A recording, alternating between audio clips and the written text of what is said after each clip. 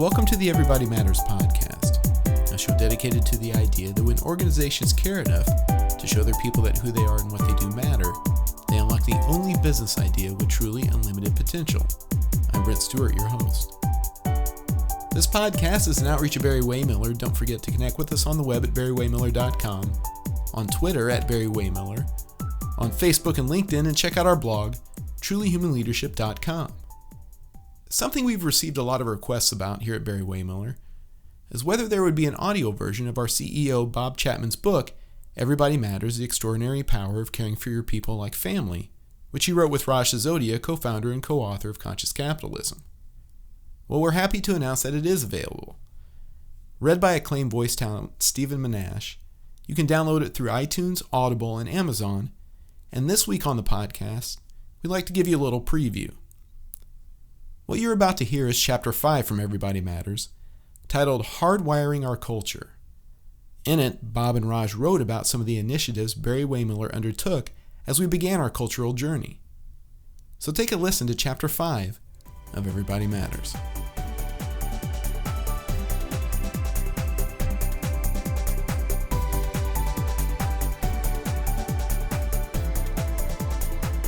Chapter 5: Hardwiring Our Culture. Most corporate cultures are filled with fear, stress, gossip, and politics. As author and New York Times columnist Tony Schwartz points out, an environment of fear is deeply toxic to our well-being and our capacity to function well. He says, "The most fundamental, powerful, and enduring fuel for performance is a feeling of safety and trust in ourselves and in the world around us. Most of us spend the greatest percentage of our waking lives in the workplace. But how much energy and capacity do we squander each day worrying about being criticized by our bosses, in conflict and competition with colleagues, or fielding complaints from clients and customers? As the productivity expert Edward Deming once put it, drive out fear so that everyone will work more effectively and productively." At Barry-Wehmiller, we have created something extraordinarily rare, a culture almost completely devoid of fear, gossip, and politics. Even our own leaders marvel at this, having experienced very different cultures elsewhere. Here is what Carol O'Neill, who joined us recently as VP of Strategy, Technology, and Key Initiatives, said. "One of the wonderful things about Barry-Wehmiller is that it is just not the norm to point out somebody else's weaknesses. That is an amazing cultural difference with other companies. You go to any Barry-Wehmiller facility, and you will find there is a spirit of collaboration and respect for each other. This is true in every interaction. There is none of the stuff that you see in 90% of corporate environments, which is that when Jim talks, everybody else rolls their eyes because they don't really respect Jim. There is no politics or gossiping here.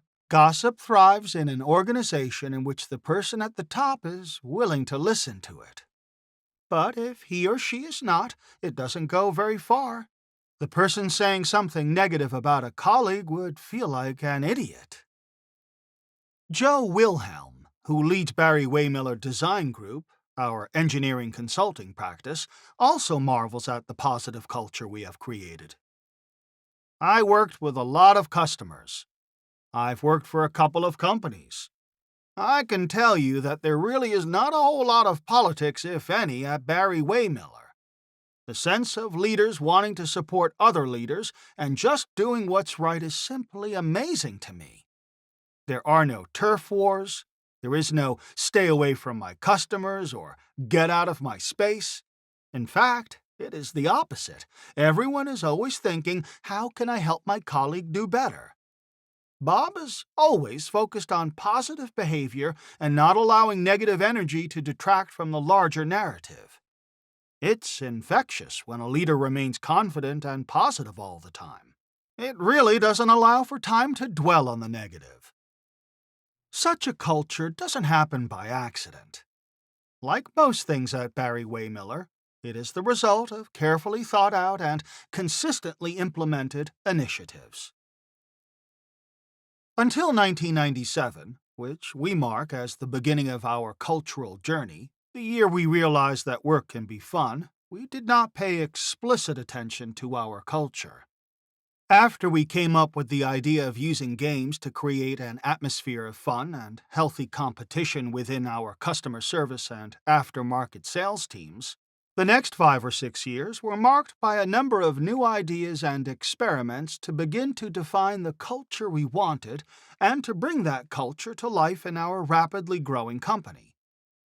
Eventually, we created the Organizational Empowerment Team, led by Rhonda Spencer, to oversee our cultural initiatives.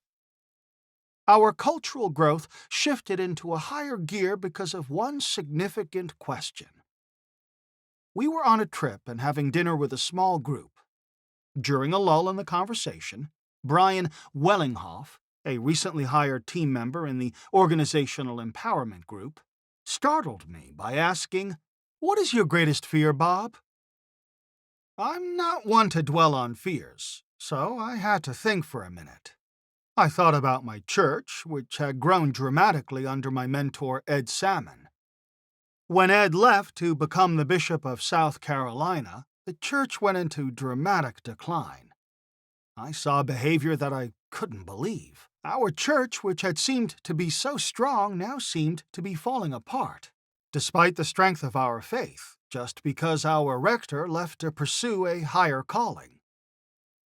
So I said to Brian, very simply but with great feeling, "My greatest concern is that what we develop here won't live beyond my years. We could build something great that is too dependent upon me. If something happened to me, it would fall apart." I intuitively knew that we couldn't keep our cultural journey going if it was Bob dependent. It needed to be fully embraced by our leaders now and in the future to be sustainable. I believe that the ideas that got us started on this journey had come through me, not from me. We needed to create a way for our leadership approach to live on and continue to evolve beyond my time. Like many passionate leaders, I can sometimes come in like a cultural tornado. That stirs things up, gets people inspired, and helps them look at things in a new way. But we realized that in order to build an enduring legacy, we couldn't rely on a few moments of inspiration. Rhonda Spencer recalls, "For the Organizational Empowerment Team, hearing Bob's response to Brian's question put our role in perspective. How could we ensure that what we were doing was sustainable? What would the legacy of this business be? It clarified what our role should be. We need to be focused on the legacy of this business. Therefore, we became much more systematic in what we were doing. This marked the beginning of a period of intense focus to create discipline and structure around the things we had been doing. No critical part of our business is left to chance, and our evolving culture would not be left to chance either. Two critical cultural initiatives grew out of the realization that we needed to pursue what we believed in with discipline and purpose. Our L to the third power journey in 2006, followed by Barry-Wehmiller University in 2008. Lean and serene. Continuous improvement for people. Our first imperative was to find the best ways to have the guiding principles of leadership impact every precious life in our company.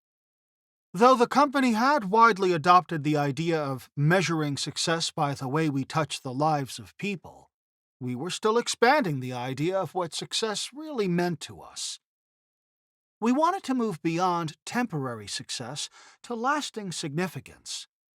But we felt that we couldn't reach lasting significance unless truly human leadership was not just a program or a stated value, but a pervasive lived aspect of our culture. Until this time, our cultural initiatives had been largely aimed at people in sales or customer service. While we had involved people across the organization in discussions around the guiding principles of leadership, and had made many changes on the operational side in response to gaps that were pointed out to us, we felt that we still had not done enough to bring the culture to the 75% of our people who worked in operations. We decided that the best way to do that would be to adapt Toyota's well-known lean methodology for team member empowerment and continuous process improvement, with one critical difference.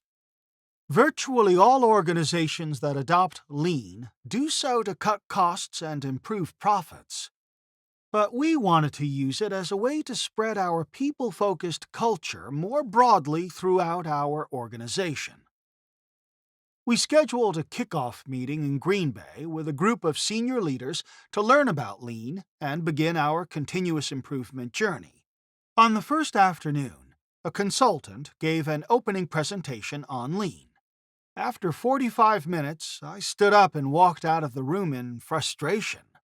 The presentation was all about justifying bringing lean tools into an organization because they help add to the bottom line and get more out of people. The presenter actually said these words, "This will help you get more out of people." That's when I left the room. Brian followed nervously after me, glancing back to see if the presenter was still speaking. "So, what's going on?" With fire in my voice, I said, "Brian, we are never going to have a lean journey like that in our organization. We are not going to suck the life out of people and take advantage of them in that way. We are going to build a lean culture focused on people, or we're not going to do it at all." I had made it clear that our version of lean was to be about people. I had studied it enough to know that most companies who begin the journey fail to become lean companies. I had gone to Boston and met with Jim Womack, who wrote the book The Machine That Changed the World and founded the Lean Enterprise Institute.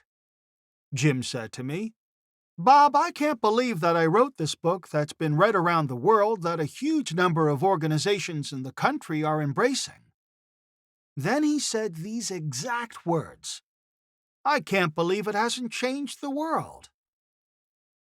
To me, it was obvious why. Lean had become all about numbers, about waste elimination.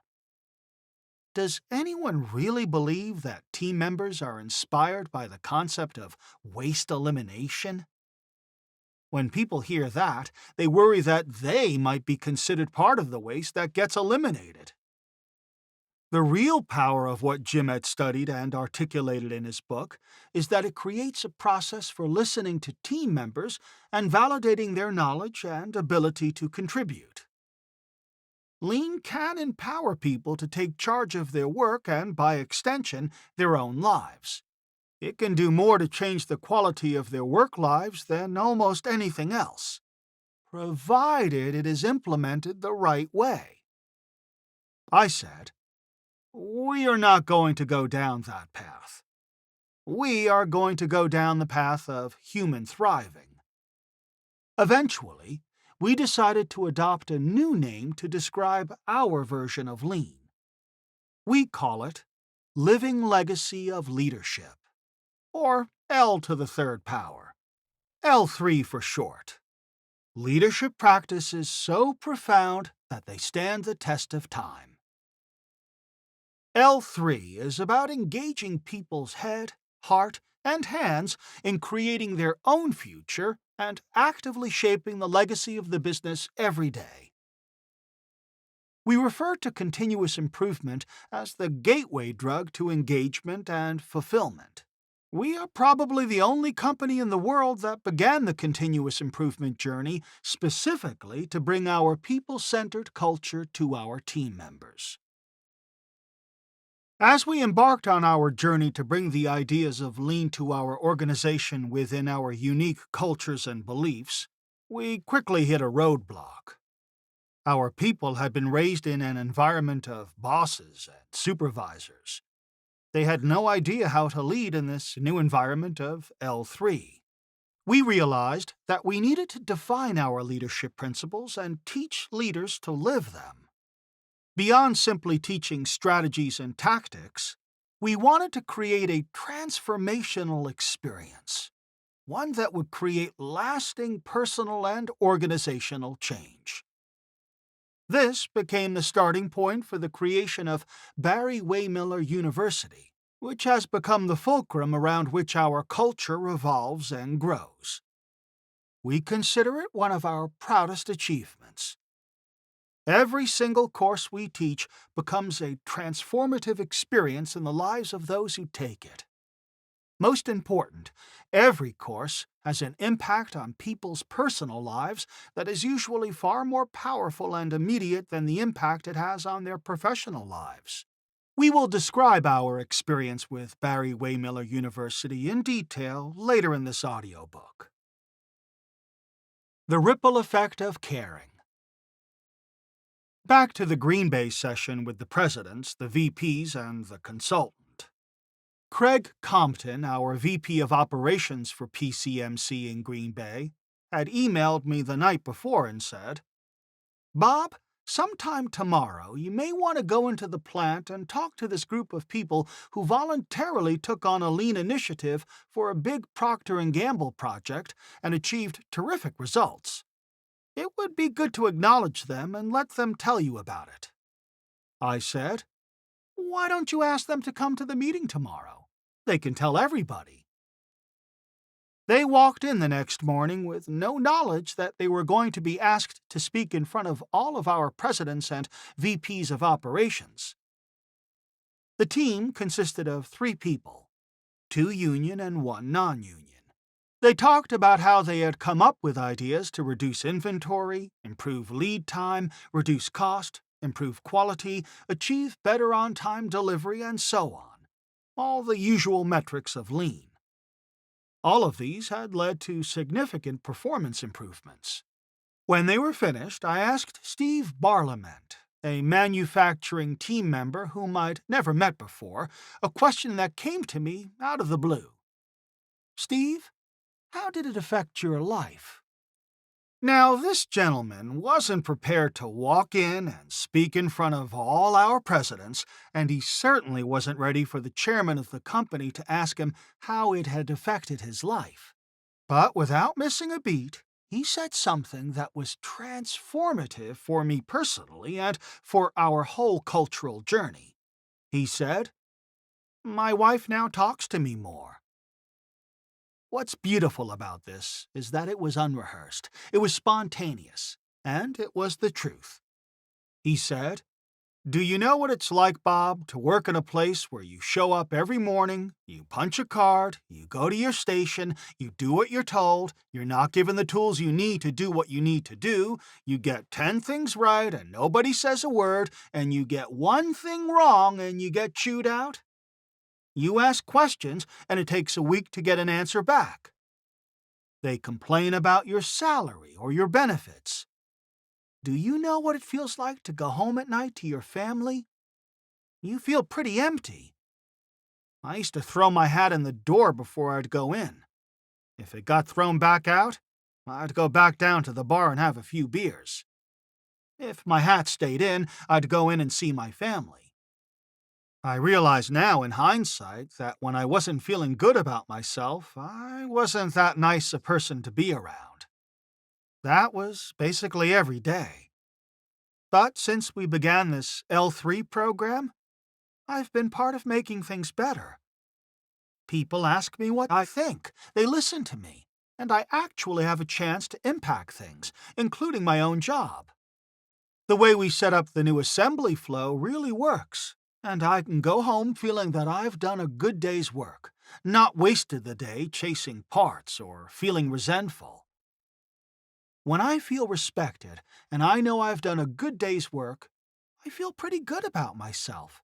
And I find when I feel better about myself, I'm nicer to my wife.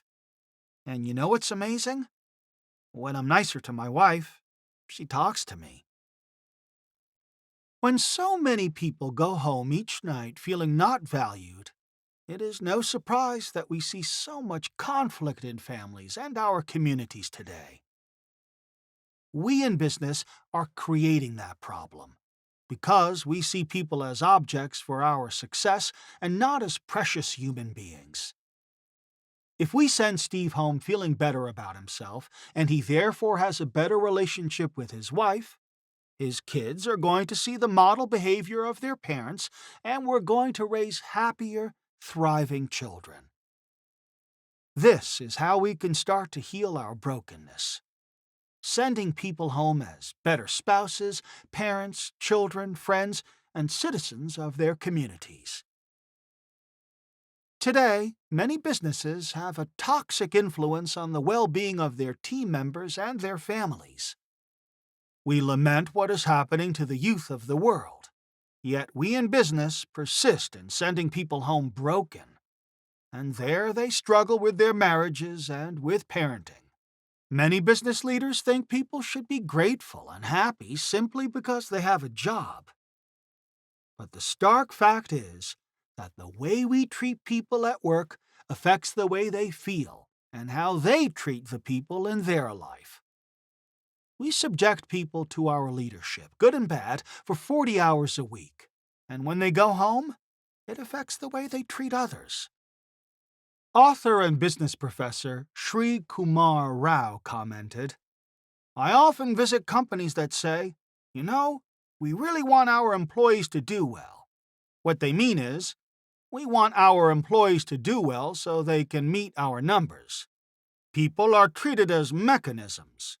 It was wonderful to see that the goal here is, we want our people to do well at work, and we want them to take this wellness back home into their relationships with their spouse and with their children. We want that because it's good for them and their family. It's the right thing to do." We recently hosted an event for the top sales executives from across the Barry-Wehmiller organization. We had gathered them and their spouses to celebrate their contributions to the organization's success. Before the celebration dinner, we sat down with the group to hear their thoughts on how things were going. The sales executives talked about how much they appreciated our motivation and incentive programs. They were also grateful for our acknowledgement of their contributions. They spoke about caring culture and the accountability they felt to the organization and to each other.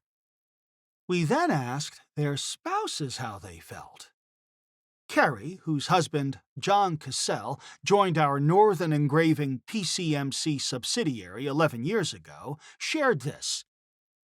"John's demeanor is completely different than it was with his previous company.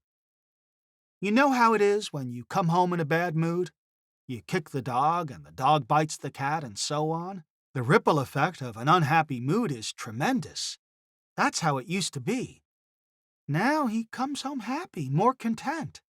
And because of that, we are all happier." This is the ripple effect of caring, the power of emotional contagion. Of course, it's easy to celebrate success when you're successful. The real achievement is remembering your core beliefs when things get hard and when everyone else is moving in a different direction. When the Great Recession of 2008 through 2009 hit, something had to give, and it couldn't be our financial stability as a company. We would have to make sacrifices to survive, and the sacrifices we would make would define us.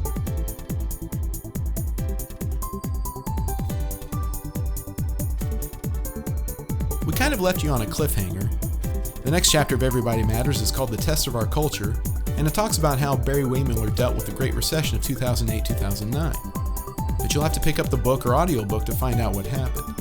And to do that, you should go to everybodymattersbook.com. For updates on the book, this podcast, and to get a lot of great content and insight, don't forget to connect with us on the web at barry-wehmiller.com, on Twitter at Barry-Wehmiller, on Facebook and LinkedIn, and check out our blog, trulyhumanleadership.com. I'm Brent Stewart. Thanks for listening, and don't forget, Everybody Matters is the only business idea with truly unlimited potential.